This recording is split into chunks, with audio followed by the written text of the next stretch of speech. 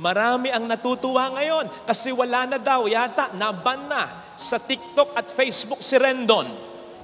Hurtful words sometimes can be forgiven, but most of the times, it can never be forgotten. Forgive. But is this the best response that we can really give? Hindi karaka-raka magbabago ang tao basta pinatawad mo lang. Nang hindi mo sinasabi sa kanya, bakit kanya nasaktan? Tandaan mo, ang sabi ng Panginoon patungkol sa mga taong nagkakasala, hindi nila alam ang kanilang ginagawa. So paano nila malalaman kung walang magsasabi sa kanila? Yes, natatakot ka sa pupwede nilang maging reaksyon. Pero hindi mo na pananagutan o sagutin niyon. Ang sagutin natin ay ang gawin natin kung ano ang pinapagawa sa atin ng Panginoon. Ang paalalahanan yung taong iyon. Ano kung tanggapin niya o hindi? Yung pangaral na binibigay mo, siya na ang magdadala, hindi na ikaw. Kulang din kung patatawarin natin yung tao at wala na tayong pakialam sa taong ito. Ano nga ba ang pinakadapat nating gawin kapag nagkasala sa atin ang kapwa natin? Lalong-lalo na kung hindi naman iba sa atin, kasamahan natin, kaibigan natin, kamag-anak, kapamilya. Sapat na ba na patawarin lang natin sila? Tutal naman, yan ang madalas nating marinig na sinasabi ng Panginoon, hindi ba? Sabi niya sa panalangin na inuusal natin, sabihin daw natin, Ama, patawarin mo kami sa aming mga sala, gaya ng pagkapatawad namin sa nagkakasala sa amin. Sabi pa niya, huwag tayong husga nang hindi tayo husgahan. In fact, ang sabi niya sa mga taong gigil na batuhin ang isang babaeng makasalanan, sino mang walang sala dito, maunang bumato sa babaeng ito. And then, sinabi niya sa babae, neither will I condemn you. Go and sin no more. Sabi pa niya kay Pedro, Pedro, hindi lang makapito, kundi 7 ulit pa nito. Dapat magpatawad ang tao. And so by all indication, sa tanong ko kanina, ano ba ang pinakadapat natin gawin kapag nagkasala sa atin ang kapwa natin? Parang ang mabilis na sagot ay, forgive. Forgive. But is this the best response that we can really give? Forgive? Kung ito talaga yung best response, forgiveness, ano itong sinasabi ng Panginoon sa ating gospel reading? Ang sabi niya, kapag nagkasala sa iyong kapwa mo, puntahan mo at kausapin mo muna ng personal. Yun yung una, personal muna. Mahalaga yun. Kaya nga, marami ang natutuwa ngayon kasi wala na daw yata, naban na sa TikTok at Facebook si Rendon. Kasi naman, marami talaga ang ayaw ng style niya. Paano bang style niya? Ganito. Sinabi niya nung in-interview siya, ang tanong sa kanya, ano ba ang proseso mo bago ka mag-post? Pag naisip mo, ipopost mo agad? Sumagot siya, ipopost ko agad. With conviction ha? Tinanong uli siya, magre-research ka ba muna? Sumagot uli siya, hindi na. Kasi kapag nagkamali ka ngayon, pwede mo namang baguhin yon. Talaga lang ha? Kung sana ganun kadali, magtama ng pagkakamali. Tandaan po natin ha, hurtful words sometimes can be forgiven, but most of the times, it can never be forgotten.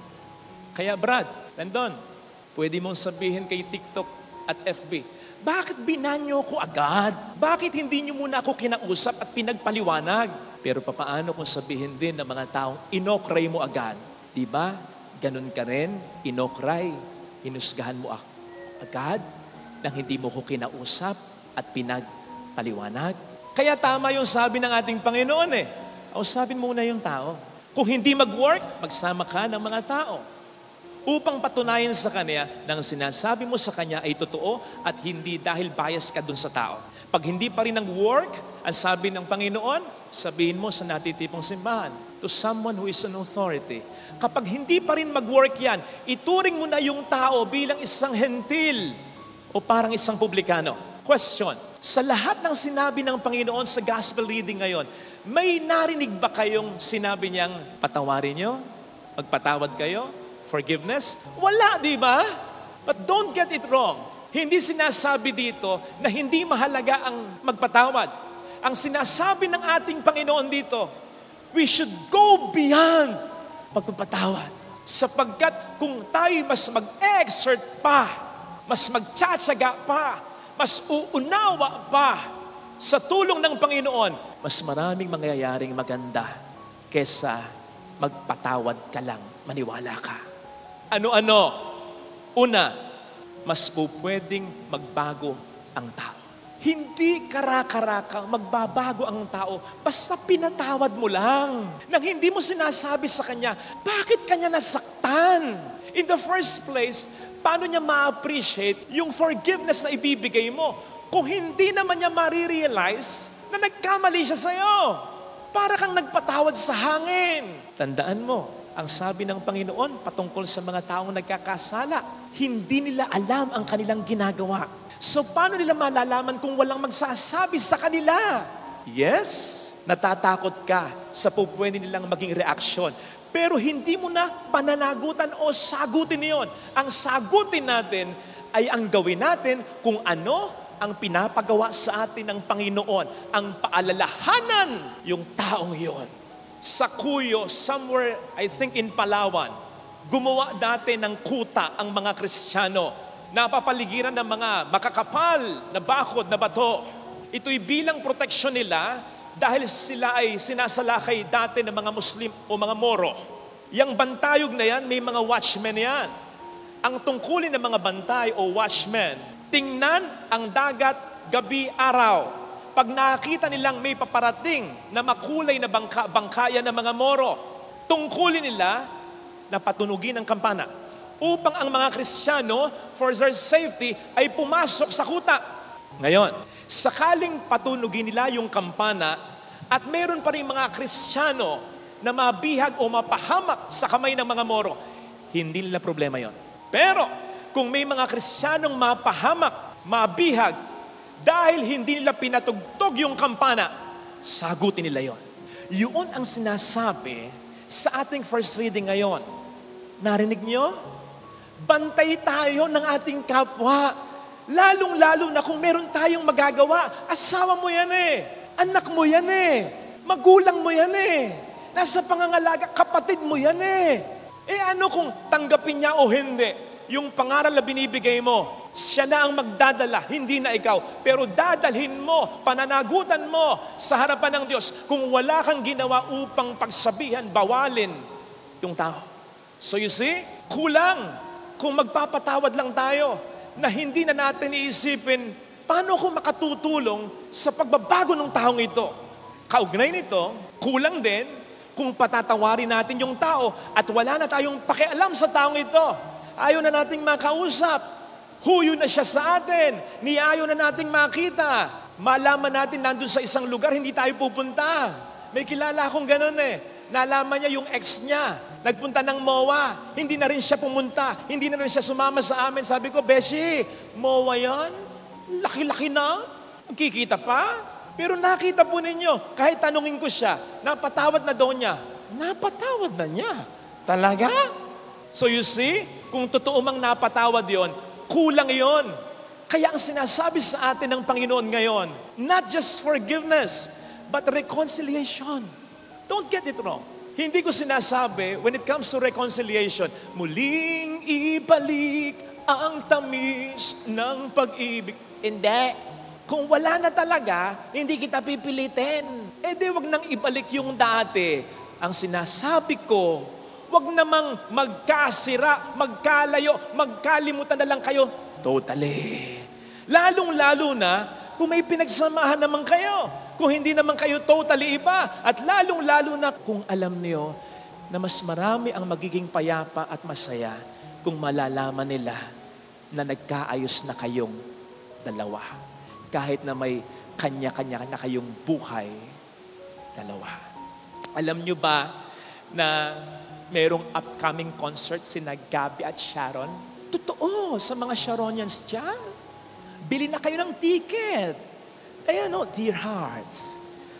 Exciting yan. Ngayon lang mangyayari yan, ha? Huwag niyong palalampasin yan. Kakakilig yan. Pero alam ninyo kung sino yung pinakakinikilig? Sino? O nakita nyo, chismosa rin kayo. Casey Concepcion. Totoo. Gustong-gusto ko yung mga sinabi niya nung siya ay in-interview. Sabi niya ganito, guys, alam ninyo, ako lang ang anak nila. Tama yon. May anak si Gabby sa iba, may anak si Sharon sa iba, pero si Gabby at si Sharon, ang anak iisa. Casey lang talaga. Ito yung sabi niya, ako lang ang anak nila. So I don't think na nararamdaman ng iba yung nararamdaman ko. Para sa lahat, it's just a show. Pero para sa akin, totoong buhay ko ito. Don't get me wrong. Di ko gusto na magkabalikan pa sila. Pangarap ko lang na makita silang masayang nag-uusap, nagtatawanan, magkasundo, magkaibigan. Sabi pa niya, guys, pagdasal natin na ito na ang simula ng mas maayos nilang pakikitungo sa isa't isa. Hindi magaling sa Tagalog si Casey, pero nagulat ako, very precise ang kanyang sinabi. Yung list na hinihiling niya kay Gabby at kay Sharon, pinagpe-pray niya. Hindi na isang maayos na relasyon, maayos na lang na pakikitungo sa isa't isa ni Gabby at ni Sharon. Sabi pa niya, nagpapasalamat siya sa mga supporters nila, sa mga supporters ng kanilang pamilya. Pamilyang pwedeng hindi should have been family, but a blended family composed of individuals who have learned to forgive and enjoy each other. Diba? Sigurado ko minsan nasabi na ni Sharon kay Casey, napatawad ko na si Gabby. Sigurado ko minsan na-insinuate na ni Gabby kay Casey, kinalimutan ko na yung mga masasakit o pangit na sinabi ng nanay mo. Sigurado ko namang nandun na yung forgiveness sa isa't isa. Pero hindi yon ang hinihiling ni Casey. More than that, yung maramdaman niya kapag magkasama ang kanyang ama at ina, wala na talagang animosity, wala na talagang tampo sa isa't isa. Reconciliation ang gusto ni Casey Concepcion. You see, mahalaga ang forgiveness. But there is something better than forgiveness. Reconciliation. Pero wag mong isiping isa-set aside natin ang forgiveness. No! True reconciliation involves forgiveness. But reconciliation goes beyond forgiveness. Tingnan po ninyo ang Panginoon. Forgiveness lang naman ang kailangan natin, di ba? Eh di sana'y sinabi niya sa langit, I forgive you. Tapos, bakit pa siya nagkatawang tao? Gusto niya talagang ma-reconcile sa Kanya tayo. Sipin po ninyo sa ating ebanghelyo. Sabi ng Panginoon, kapag kinausap mo na, nagsama na ka na ng mga tao, sinabi mo na sa simbahan, ayaw pa rin makinig sa'yo, ituring mo na siyang hentil o publikano. Pwede mong isipin, aalisin na natin yung tsansa ng tao?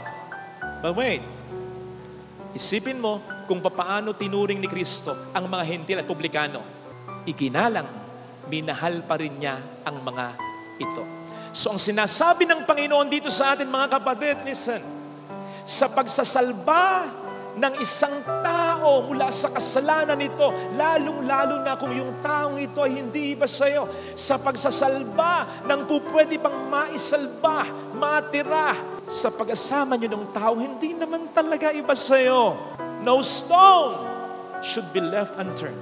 Lahat ng gagawin at dapat gawin, gawin mo para dito. Sipin po ninyo, ang sabi sa Ebanghelyo, kapag may sama ka ng loob, nasaktan ka ng kapatid mo, puntahan mo, may kapartner yan. Ano kapartner yan? Kapag nag-aalay ka at naisip mo, may nasaktan kang kapwa mo, iwanan mo yung alay mo at puntahan mo. Ibig sabihin, ikaw man ang nakasakit o ikaw man ang nasaktan, either way, lahat gawin mo for reconciliation. Lalong-lalo na kapag yung tao ay hindi iba sa'yo. Yes. Yes. Mahirap ito. Mahirap. Yun lang magpatawad ka, mahirap na. Yun lang magpatawad ka, maiyak ka na. Pero naisip niyo po ba, sino lang ang naiiyak kapag nagpapatawad? Ikaw lang na nagpapatawad. Ikaw lang ang naiiyak. Pero naisip mo ba, pagdating sa reconciliation, yung sa kabila ng lahat, naging magkaibigan pa rin kayo ng asawa mo? Yung sa kabila ng lahat, nagkasundo pa rin kayo ng kapatid mo? Yung sa kabila ng lahat, inalagaan mo pa rin ang magulang mong matindi ang pagkukulang sa'yo? Yung sa kabila ng lahat, tinanggap mo pa rin yung anak mong lumapastangan sa'yo? When it comes to reconciliation ninyong dalawa, sinong naiiyak? Ikaw lang ba? Hindi. Siya lang ba at ikaw? Hindi lang din. Buong pamilya, yung nakakaalam ng away ninyong dalawa. Kapatid, sa inyong bahay, sa inyong mga kapitbahay, umisip ka, pag mayroong dalawang tao dyan na hindi mo kaano-anong, alam mong matindi ang alitan, the moment na magkasalubong yan at nagyakapan, with all sincerity, kusang papatak ang luha mo, maniwala ka. Hindi mo pa kaano-ano yan. Mga magulang mo pa kaya, na alam mong ang tindi ng galit sa isa't isa, pero biglang nagkasundo, ang mga anak mo pa kaya. Akala mo hindi na magkakasundo. Nagkasundo. Kapatid, ako, naranasan ko, nagkasal ako. Yung nanay at tatay ng kinasal ko, alam kong matindi ang galit sa isa't isa, hiwalay na. Pero yung hinahatid nila magkatabi, hindi naman magkaakbay, hindi naman magkaakay. Yung anak nila, yung magulang niyang hiwalay, lumalakad sa aisle, sandali lang yun, umiiyak yun. Yung magulang nakakilala ko, nagpa-picture, yung mga anak niya, alam niya, yung bunso at yung panganay, may galit sa isa't isa. Pero picture taking lang, nandun yung bunso, nandun sa kabilang dulo yung panganay, naiiyak na yung kilala kong nanay. Picture taking lang yon. Paglakad lang sa aisle yun, sandali lang yun. How much more? How much more? Kung alam mong okay na. Kapatid, mahirap ang magpatawad. But you can go beyond that. Minsan yung pagpapatawad natin, out of selfishness na lang din. Pinatawad ko. Hanggang doon lang? Akala ko ba, para sa iyong pamilya, gagawin mo ang lahat? Ito na yun. Kahit hindi ikaw ang may kasalanan, kahit siyang may atraso, yung makita ng mga mahal mo, gumagawa ka pa rin ng paraan kahit papaano na maisalba kung ano ang natitira sa inyo. Kapatid, sinasabi ko sa iyo, mas lulutang ang pagiging mabuting magulang mo. Mas lulutang yung pagiging mabuting anak mo. At sa loob-loob ng mahal mo, sasabihin niya, ginawa mo ang lahat talaga. Kasi pwede mo nang hindi patawarin talaga at pakisamahan. Pero pinakisamahan mo pa rin, hindi para sa iyo, kundi para na sa kanila. Kapatid, meron ka pang ibibigay aside from patawad. Kasi base sa ating karanasan, ang tawad, may kinakaltas ka lang naman eh. Baka po pwedeng yung buo na, wala namang mawawala sa'yo. Pride mo lang. Pero mas lalong titingkad ang pagiging mabuting magulang at anak mo. Tandaan. At mas lalong titingkad ang pagiging anak mo ng Diyos. Sapagkat sa gayon, when it comes to reconciliation, ang pinakamasaya ay ang Panginoon. In as much as, hindi lang dahil meron siyang isang anak na nagpatawad, kundi nakita niya, nagkasundo ang marami niyang mga anak. Forgiveness may not be enough.